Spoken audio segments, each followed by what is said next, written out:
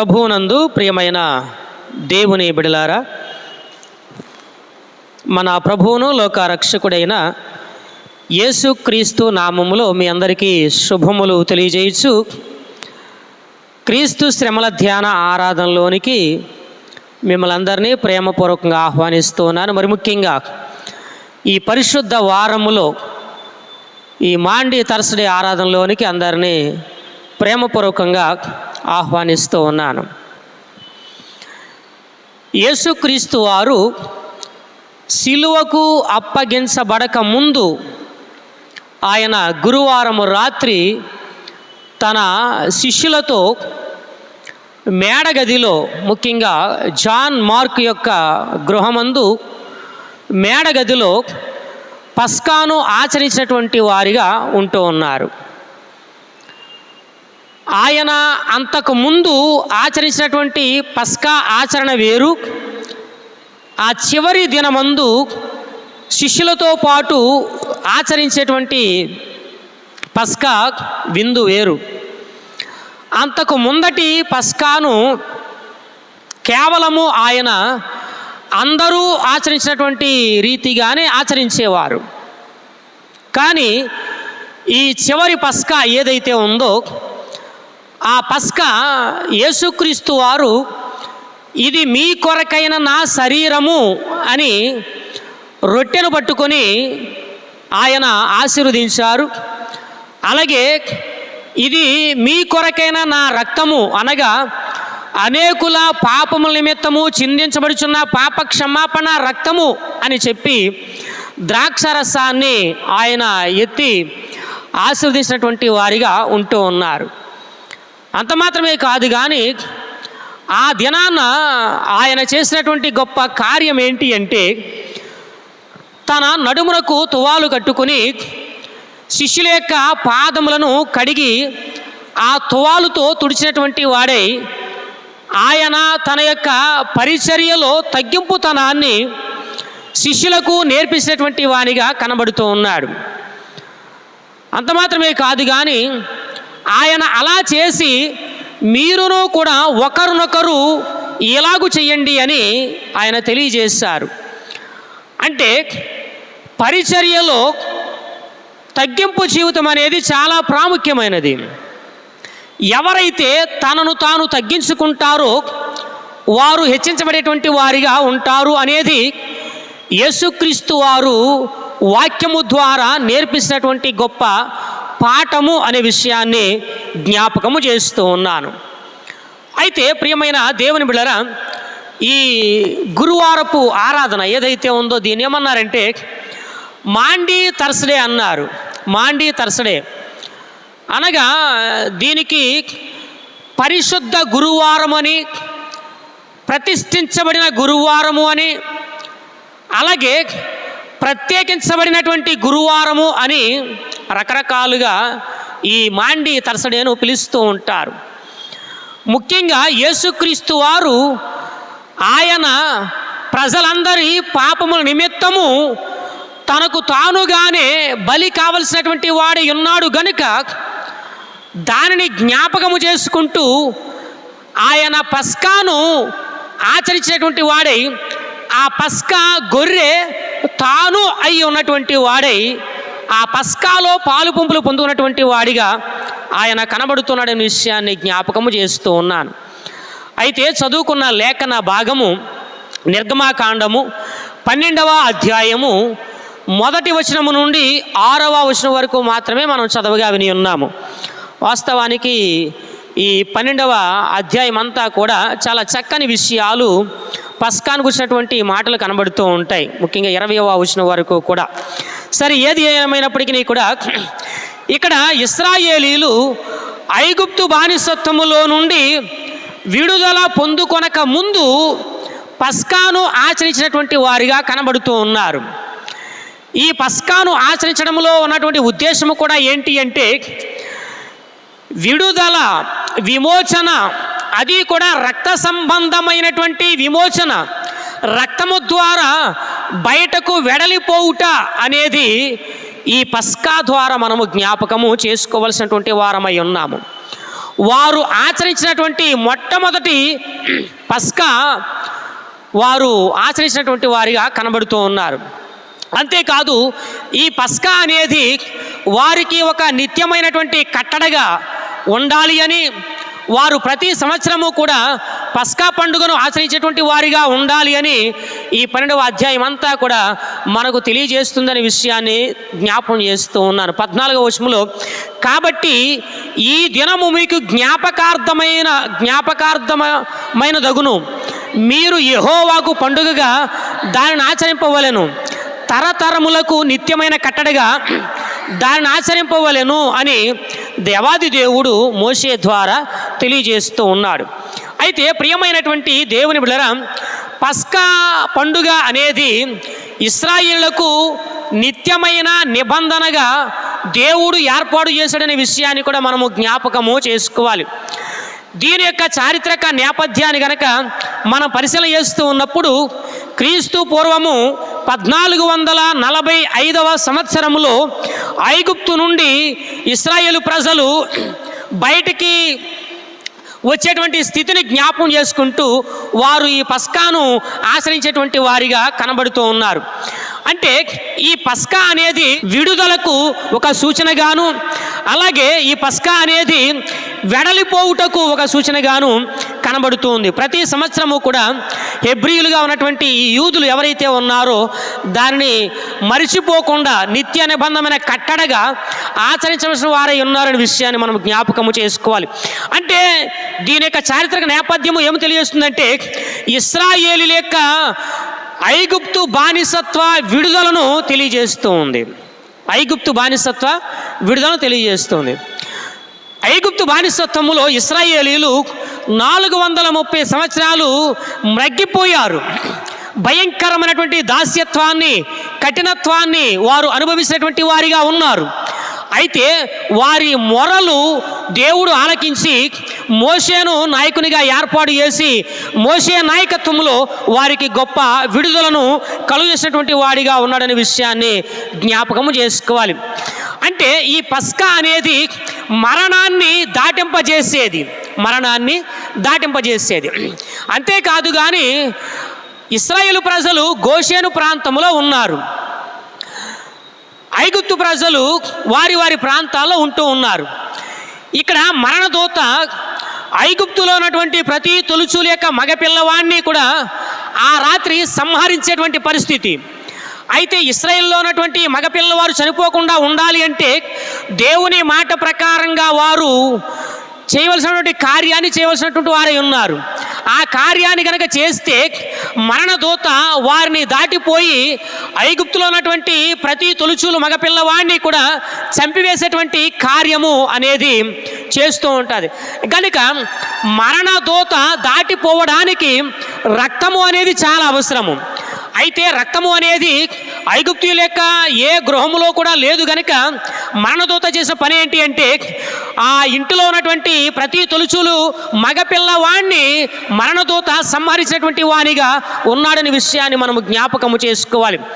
ఏ రక్తమైతే ఇశ్రాయేలు యొక్క గృహంలో ఉందో వారిలో ఎలాంటి మరణము కానీ ఎలాంటి సంహారము కానీ జరగలేదనే విషయాన్ని జ్ఞాపకం చేసుకోవాలి. అయితే ప్రియమైన వాళ్ళరా, దేవుడు ఇశ్రాయేలులను అలాగే ఐగుప్తీయులను ఎవరు ఐగుప్తీయులు ఎవరు ఇశ్రాయేలీయులు అని ఒక వ్యత్యాసాన్ని కలిగి ఉండలేడా, ఒక వ్యత్యాసాన్ని చూపించలేడా అంటే చూపించగలడు. కానీ రక్తము ద్వారా మాత్రమే విడుదల కలుగుతుంది అనేది ఐగుప్తు ప్రజలకు తెలియజేయబడాలి. అలాగే రక్తము ద్వారా మాత్రమే అంటే ఎవరైతే రక్తాన్ని అంగీకరించలేనటువంటి వారిగా ఉంటారో వారు సంహరించబడతారు లేదా నరకానికి వెళ్ళిపోతారు అనేది తెలియజేయబడ్డానికి దేవాది దేవుడు ఆ కార్యాన్ని జరిగినటువంటి వారిగా ఉంటూ ఉన్నాడు. ఇక్కడ మీకు కొంచెం అర్థమయ్యేలా చెప్తాను.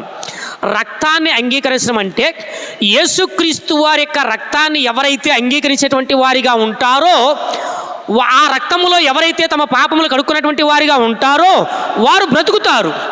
అలాగే యేసుక్రీస్తు వారి యొక్క రక్తములో ఎవరైతే వారి వారి పాపాలను కడుగుకొనని వారిగా ఉంటారో వారు నిత్య నరకాగ్నిలోకి వెళ్ళిపోయేటువంటి వారిగా ఉంటారు. కనుక ఆ వ్యత్యాసం అనేది అక్కడ దేవుడు చూపించేటువంటి వారిగా కనబడుతూ ఉన్నాడు. ఎవరైతే రక్తము చేత కడగబడతారో, ఎవరైతే రక్తానికి ప్రాముఖ్యత ఇచ్చేటువంటి వారిగా ఉంటారో, అనగా క్రీస్తు రక్తానికి ప్రాముఖ్యత ఇచ్చేటువంటి వారిగా ఉంటారో వారు విమోచించబడేటువంటి కోణంలోనికి వెళ్ళేటువంటి వారిగా ఉంటారు. కనుక ప్రియమైనటువంటి దేవుని బిడ్డలారా, ఈ పస్కా పండుగ చరిత్ర చాలా గొప్పగా ఉందనే విషయాన్ని మనం జ్ఞాపకము చేసుకోవాలి. అంతేకాదు కానీ ఈ మరణదూత అనేటువంటి వాడు ఎవరైతే ఉన్నారో అతడు దాటిపోయే సమయంలో దీన్ని దాటిపోవుట అండి, దీన్ని ఏమన్నారంటే ప్యాస అనేటువంటి మాట వాడారు. ప్యాస లేదా పాస్ అనేటువంటి మాట వాడారు. వెడలిపోవుట, పాస్కా అండి. పాస్ అంటే దాటిపోవడం, కాట్ అనేటువంటి ఈ రెండు కలయికే పాస్కా అనమాట. పాస్కాట్ ఈ రెండు పదాల కలయిక ఏదైతే ఉందో దాన్ని ఏమన్నా పస్కా అన్నారు. పాస్కా అనగా వెడలిపోవుట, దాటిపోవుట లేదా మినహాయించబడుట. ఇలాంటి అర్థాలు ఇందులో కనబడుతూ ఉన్నాయి. అయితే మరణదూత ఎవరైతే ఉన్నారో అతడు ఈ ఇశ్రాయేలు యొక్క గృహాలని దాటిపోయినటువంటి వాడై ఆ గృహాలను మినహాయించి మిగతా గృహాలు ఏవైతే ఉన్నాయో ఆ గృహాలలో సంహారాన్ని, అనగా ఐగుప్తీయుల యొక్క గృహాల్లో సంహారాన్ని జరిగినటువంటి వాడిగా ఉన్నాడనే విషయాన్ని జ్ఞాపకము చేసుకోవాలి. అయితే ప్రియమైనటువంటి దేవుని బిడ్డలారా, చదువుకున్న లేఖన భాగాన్ని మనం పరిశీలన చేస్తూ ఉన్నప్పుడు ఇక్కడ నిర్గమాకాండము 12వ అధ్యాయము 1వ వచనము నుండి 6వ వచనం వరకు మనం చదువుకున్నాం. అయితే ఇక్కడ వీరు ఏం చెయ్యాలి అని ఆయన తెలియజేస్తున్నాడంటే, గొర్రెల్లో నుండి కానీ మేకల్లో నుండి కానీ నిర్దోషమైనటువంటి మగదాన్ని మాత్రమే తీసుకోవాలి అని ఆయన తెలియజేస్తూ ఉన్నాడు. మగవాటిని మాత్రమే తీసుకోవాలి, అది కూడా నిర్దోషమైనది అయి ఉండాలి. ఎలాంటి డాగు కానీ మచ్చ కానీ లేకుండా, ఎలాంటి మల్లెము కానీ లేకుండా, ఎలాంటి అంగవైకల్యము లేకుండా, నిషిద్ధమైనది కాకుండా నిర్దోషమైనది అయి ఉండాలన్నమాట. అలా దాన్ని తీసుకుని వారు ఏమేమి చెయ్యాలో ఆ 1వ వచనం నుండి 14వ వచనం వరకు కూడా తెలియజేస్తున్నాడనే విషయాన్ని మనం జ్ఞాపకము చేసుకోవాలి. అయితే ఈ పస్కా విందు అనే దాన్ని ఎలా సిద్ధపాటు చేసుకోవాలి, ఎలా చెయ్యాలి అనేది కూడా మనము జ్ఞాపకము చేసుకోవాల్సినటువంటి వారమై ఉన్నాం. అయితే 6వ వచనాన్ని ఒక్కసారి జ్ఞాపకం చేసుకుందాం. 6వ వచనం, నిర్దోషమైన ఏడాది మగపిల్లను తీసుకొనవలెను, గొర్రెలలో నుండి అయినను మేకల్లో నుండి అయినను దాన్ని తీసుకొనవచ్చును. పస్కా బలి పశువు అనేది ఏదైతే ఉందో దానిని దేనిలోను తీసుకోమంటున్నాడంటే ఆయన ఏడాది మగ గొర్రె పిల్లల్లో నుండి కానీ ఏడాది మగ మేక పిల్లలో నుండి కానీ తీసుకోమంటున్నాడు. అది కూడా ఎలా ఉండాలట? నిర్దోషమైనది అయి ఉండాలి. అది మాత్రమే పస్కాకు ఉపయోగపడుతుంది, అది మాత్రమే పస్కా బలికి ఉపయోగపడేదనే విషయాన్ని జ్ఞాపకము చేసుకోవాలి. ఇక్కడ నిర్దోషమైనది అనే మాట దగ్గర ఒక చక్కని మాట ఉపయోగించడం అనేది జరిగింది. గ్రీకులో అమిమోస్ అనేటువంటి మాట వాడారు. ఈ అమిమోస్ అనేటువంటి మాట బలి అర్పణ సంబంధమైనటువంటి మాట, బలి కొరకు ఉపయోగించేటువంటి మాట అన్నమాట. అన్ని సందర్భాల్లో వాడేది కాదు. అది నిర్దోషమైనది, నిష్కళంకమైనది. నిష్కళంకానికి కూడా మరొక మాట ఉంది, దాన్ని తర్వాత మనం జ్ఞాపకం చేసుకుందాం. ఇక్కడ ఏమంటున్నాడంటే నిర్దోషము అంటే అమిమోస్ అనేటువంటి మాట వాడారు. ఈ అమిమోస్ అనేటువంటి మాట కేవలము బలి అర్పణకు సంబంధించినప్పుడు మాత్రమే వాడతారు, వేరే సందర్భంలో దాన్ని వాడరు. బలి అర్పణ సంబంధమైన మాటలో మాత్రమే దాన్ని వాడతారు. అంటే బలికి ఉపయోగపడేది మాత్రమే తీసుకోవాలి. బలికి ఇచ్చేది ఏదైతే ఉందో అది నిర్దోషమైనదై ఉండాలి. అంతేగాని మనకు ఇష్టం వచ్చిన దాన్ని అర్పించడానికి కానీ, లేక మచ్చలతోనూ డాగులతోనూ ఉన్న దాన్ని అర్పించడం కానీ వీలు లేదు అనే విషయాన్ని జ్ఞాపకము చేస్తూ ఉన్నాను. పేతురు రాసిన మొదటి పత్రిక 1వ అధ్యాయము 19వ వచనంలో, అమూల్యమైన రక్తము చేత అనగా నిర్దోషమును నిష్కలంకమునగు గొర్రెపిల్ల వంటి క్రీస్తు రక్తము చేత మీరు కడగబడితేరని ఎరుగరా అంటున్నాడు అన్నమాట. మీరు నిర్దోషమైన రక్తము చేత మీరు విమోచించబడ్డారు, కడగబడ్డారు. అలా కడగబడినటువంటి వారై మీరు ప్రత్యేకమైన స్థానాన్ని కలిగి ఉన్నారు అనే విషయాన్ని జ్ఞాపం చేస్తూ ఉన్నాడు. అయితే అక్కడ నిష్కళంకము అనేటువంటి మాట దగ్గర ఏమనే మాట ఉపయోగించారంటే అస్మిల్లోవు అనేటువంటి మాట ఉపయోగించారు. అస్మిల్లోవు, వితౌట్ స్పాట్. అమెమోస్ అనేటువంటి మాటకి వితౌట్ బ్లెమిష్. ఇక్కడ వితౌట్ స్పాట్, ఎలాంటి చిన్న చుక్క కూడా ఉండకూడదు అనమాట. చిన్న చుక్క కూడా ఉండకూడదు అంటే ఎలాంటి మచ్చ డాగు లేనిది మాత్రమే బలికి ఉపయోగపడేది. అంటే పరిశుద్ధమైన దానిని, నిష్కళంకమైనటువంటి దాన్ని, నిర్దోషమైనటువంటి దానిని పస్కాకు బలిగా తీసుకోవాల్సినటువంటి వారై ఉన్నారు అనే విషయాన్ని జ్ఞాపకము చేస్తూ ఉన్నాను. ఇశ్రాయేలీల బానిసత్వ విడుదల కొరకు నిర్దోషమైనటువంటి మగ గొర్రె పిల్ల బలిగా ఉపయోగపడితే, ప్రపంచంలో ఉన్న ప్రతి మానవుని కొరకు కూడా గొర్రెపిల్ల అయినటువంటి యేసుక్రీస్తు వారు ఆయన ఉన్నారు అనే విషయాన్ని జ్ఞాపకము చేస్తూ ఉన్నాను. ఆనాడు ఆ గొర్రెపిల్ల లేదా ఆ మేకపిల్ల యొక్క రక్తము ఇశ్రాయేలు యొక్క విడుదలకు ఒక సూచనగా ఉండగా, ఈనాడు ప్రపంచానికి అంతటికీ కూడా యేసుక్రీస్తు వారి యొక్క రక్తము విమోచనకు, విడుదలకు సూచనగా ఉంది అనే విషయాన్ని జ్ఞాపకము చేస్తూ ఉన్నాను. నిర్దోషమైనటువంటి ఆయన రక్తము ద్వారానే ప్రపంచానికి అంతటికీ కూడా విడుదల కలిగింది అనే విషయాన్ని మనము జ్ఞాపకము చేసుకోవాలి. అంత మాత్రమే కాదు కానీ పాప విమోచన కొరకు యేసుక్రీస్తు వారు పరిశుద్ధమైన రక్తాన్ని కాల్చినటువంటి వానిగా, పరిశుద్ధమైన తన ప్రాణాన్ని అర్పించినటువంటి వానిగా ఉన్నారనే విషయాన్ని కూడా జ్ఞాపకం చేసుకోవాలి. నిష్కళంకమైన, పరిశుద్ధమైన, నిర్దోషమైన తన రక్తాన్ని, తన ప్రాణాన్ని ఆయన అర్పించారు. హెబ్రీలు రాసినటువంటి పత్రిక 9వ అధ్యాయము 14వ వచనం మనం చూస్తూ ఉన్నప్పుడు, నిత్యుడగు ఆత్మ ద్వారా తన్ను తానే దేవునికి నిర్దోషినిగా అర్పించుకున్న క్రీస్తు యొక్క రక్తము నిర్జీవ క్రియలను విడిచి జీవము గల దేవుని సేవించుటకు మీ మనస్సాక్షిని ఎంతో ఎక్కువగా శుద్ధి చేయును. నిర్దోషమైనటువంటి క్రీస్తు యొక్క రక్తము అంటాడు. క్రీస్తు యొక్క రక్తం. ప్రియమైనటువంటి దేవుని బిడ్డలారా, ఐగుప్తు బానిసత్వంలో నుంచి విడిపించడానికి, అలాగే ఇశ్రాయేలు యొక్క తొలిచూలు మగపిల్లవారు కాపాడబడడానికి ఆ రక్తము ఆనాటి కాలానికి సరిపోయింది. ఈనాడు యేసుక్రీస్తు వారి యొక్క రక్తము ద్వారానే ప్రతి మానవునికి కూడా పాప విమోచన సాధ్యము అనే సత్యాన్ని జ్ఞాపకము చేసుకోవాలి. ఆ రక్తము తప్ప వేరే రక్తము బలి అర్పణకు ఉపయోగపడదు. ఆ క్రీస్తు రక్తము ద్వారా తప్ప వేరే రక్తము ద్వారా పాప విమోచన అనేది కలగదు. అది అసాధ్యము. ఎవరైతే ప్రజలను పాపము నుంచి విమోచించేటువంటి వారు ఉన్నారో వారు నిర్దోషమైనటువంటి వారై ఉండాలి. ఇశ్రాయేలు విడుదలకు ఆనాటి నిర్దోషమైన గొర్రె రక్తము, నిర్దోషమైన మేకపిల్ల రక్తము ఉపయోగపడింది. ప్రపంచానికి యేసుక్రీస్తు రక్తము తప్ప పాపం నుంచి విమోచించేది మరి ఏ రక్తము లేదనే సత్యాన్ని జ్ఞాపకము చేసుకోవాలి. పౌలు గారు మాట్లాడుతూ ఏమంటాడంటే, పౌలు కొరింథీయులకు రాసిన మొదటి పత్రిక 5వ అధ్యాయము 7వ వచనములో, 5వ అధ్యాయము 7వ వచనములో, మీరు పులిపిండి లేని వారు గనుక క్రొత్త ముద్ద అవుటకై ఆ పాతదైన పులిపిండిని తీసి పారవేయుడి.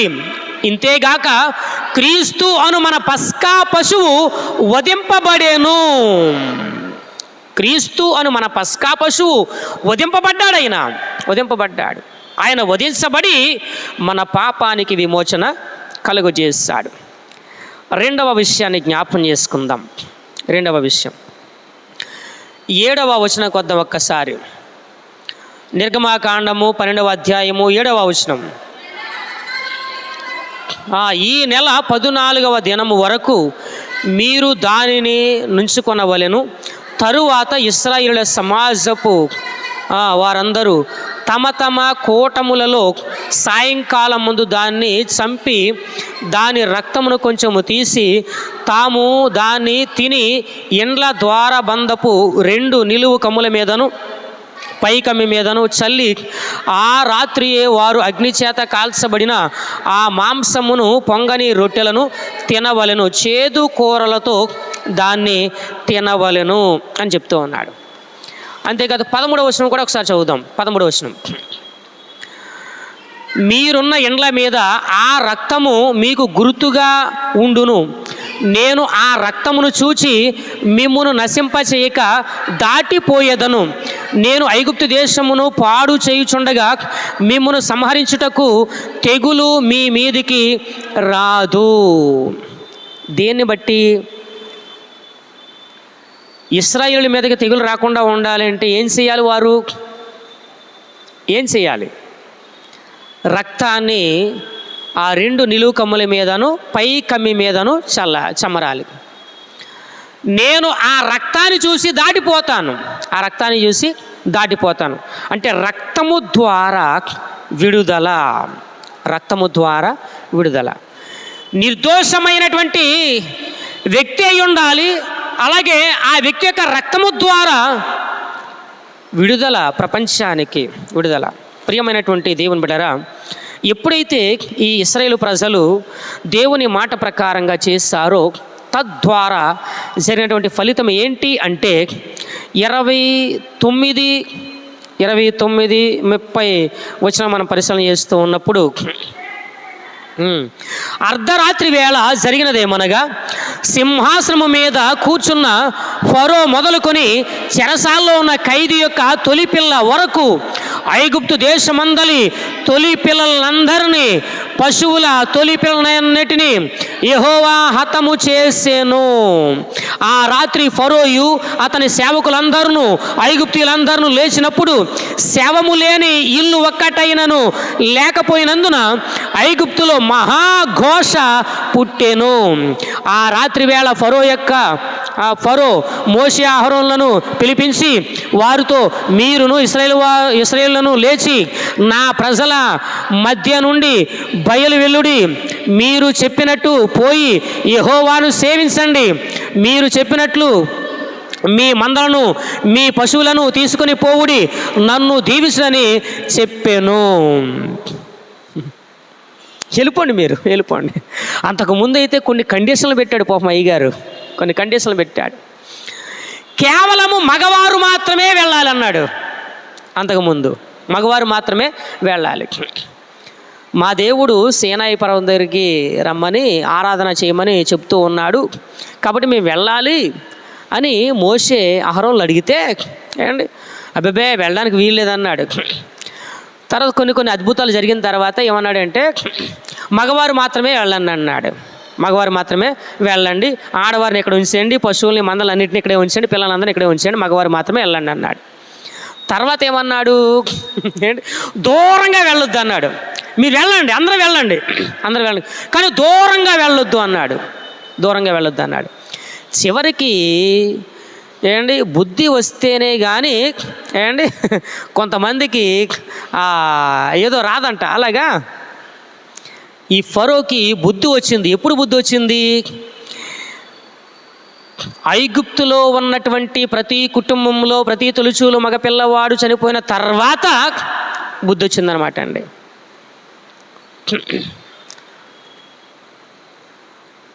కొన్నిసార్లు జీవితం అంతా కూడా వ్యర్థమైపోతేనే కానీ బుద్ధి రాదు. కొంతమందికి జీవితం అంతా వ్యర్థమైపోతేనే కానీ బుద్ధి రాదు. అప్పటి వరకు కూడా కొన్ని మంచి మంచి విషయాలు చెబుతున్నా వినడే, మంచి మంచి మాటలు చెబుతున్నా వినరే వారు. చిలక చెప్పాడు దేవుడు పాపం మోషే ద్వారా ఫరోకి. అప్పుడు వినలేదు. అంతేకాదు 10 అద్భుతాలు జరిగాయి కదండి. దేవుడు 10 అద్భుతాలు చేశాడు.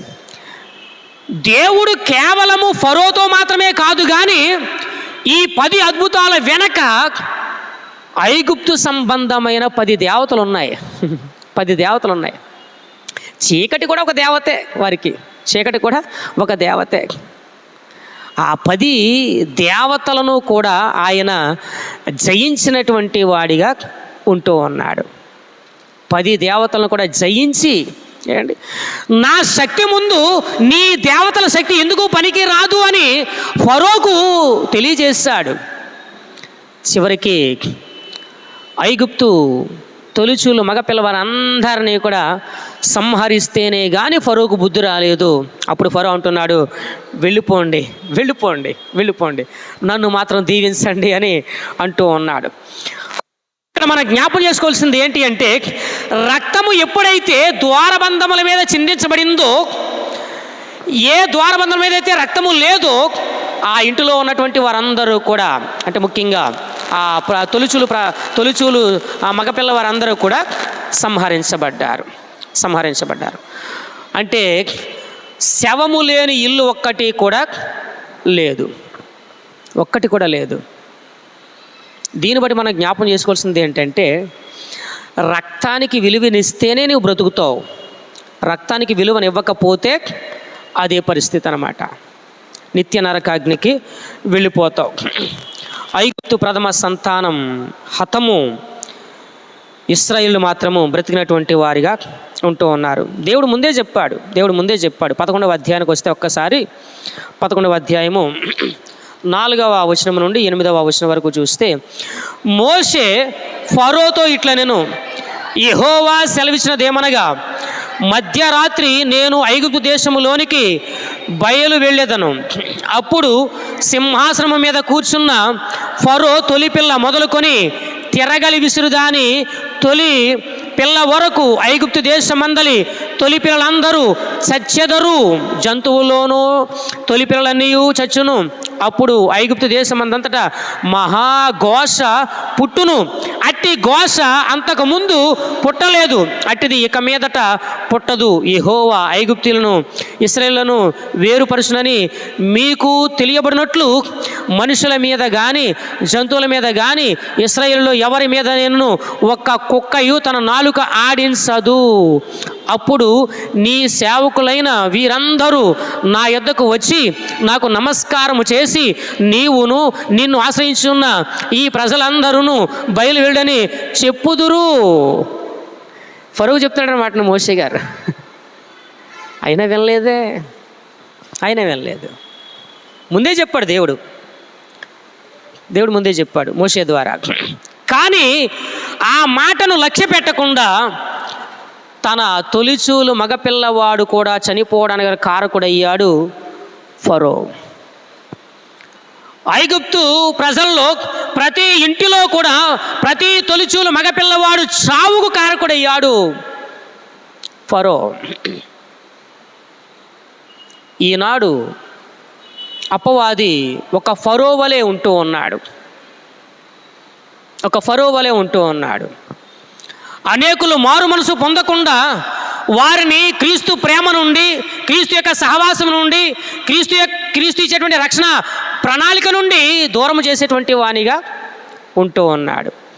అనేకులు ఆ రక్తము చేత కడగబడకుండా ఆ క్రీస్తు యొక్క రక్తానికి దూరం చేసినటువంటి వాడై అపవాది ఉంటూ ఉన్నాడనే విషయాన్ని జ్ఞాపం చేస్తూ ఉన్నాను. ఆ రోజు రాత్రి అదే రక్తము ద్వారా ఇశ్రాయేలు విమోచించబడ్డారు. అదే రక్తము లేని కారణము చేత ఐగుప్తీయులు నాశనము చేయబడ్డారు, చనిపోయేటువంటి పరిస్థితి ఏర్పడింది. గనుక ప్రియమైన దేవుని బిడ్డలారా గమనించండి, క్రీస్తు రక్తము ద్వారా మాత్రమే విడుదల. అందుకే యేసుక్రీస్తు వారు చెప్పినటువంటి చక్కని మాటలు మనం గమనిస్తూ ఉన్నప్పుడు ఇది మీ కొరకైన నా రక్తము, అనగా అనేకుల పాపం నిమిత్తము చిందించబడుతున్న పాప క్షమాపణ రక్తము. నన్ను జ్ఞాపకము చేసుకుంటే దీన్ని చెయ్యుడి. రొట్టెను పట్టుకున్నాడు ఆయన. ఇది అనేకుల కొరకు నలుగొట్టబడిన నా శరీరము, నన్ను జ్ఞాపకము చేసుకుంటే దీన్ని చెయ్యండి అని చెప్పి ఆ దినమందు యేసుక్రీస్తు వారు ఒక పస్కా బలి పశువుగా సిద్ధపడినటువంటి వాడై ఆ రాత్రి ఇస్కరియోతు యోధ యొక్క కుట్రలో సైనికులకు పట్టబడినటువంటి వాడే చివరికి సిలువకు అప్పగించబడినటువంటి వానిగా ఆయన ఉన్నారు. ఆయన చేసినటువంటి ఆ సిలువ బలియాగము ద్వారా మనకు పాప విమోచన అనేది కలిగింది అనే విషయాన్ని జ్ఞాపకము చేస్తూ, నిష్కళంకమైన నిర్దోషమైన క్రీస్తు వంటి ఆ రక్తము చేత, గొర్రె పిల్ల వంటి క్రీస్తు రక్తము చేత మనం విమోచించబడ్డాము గనుక దాన్ని జ్ఞాపకము చేసుకుంటూ ఆ సాక్ష్యాన్ని కాపాడుకుంటున్నటువంటి వారమై ముందుకు కొనసాగుదాం. అట్టి కృప పరిశుద్ధాత్మ దేవుడు మనకందరికీ కలుగు చేయనుగాక. ఆమెన్.